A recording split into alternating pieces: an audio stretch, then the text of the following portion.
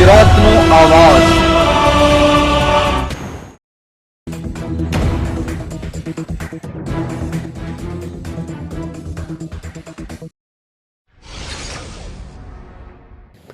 મહીસાગર જિલ્લાના સંતરામપુર એસટી ડેપોમાં ખાનગી school bus ચાલકની દાદાગીરી સામે આવી।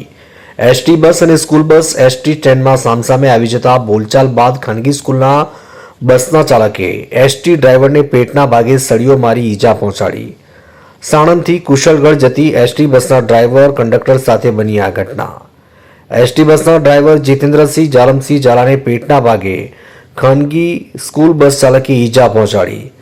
સંતરામપુર પોલીસ મથકમાં ખાનગી સ્કૂલ બસ ચાલક વિરુદ્ધ ફરિયાદ નોંધાઈ। એસટી ટ્રેનમાં એસટી બસ અને ખાનગી બસ સામસામે આવી જતા ખાનગી બસ ચાલકની દાદાગીરી પર ઉતરી આવ્યો। સંતરામપુરથી અમીન કોઠારીનો રિપોર્ટ।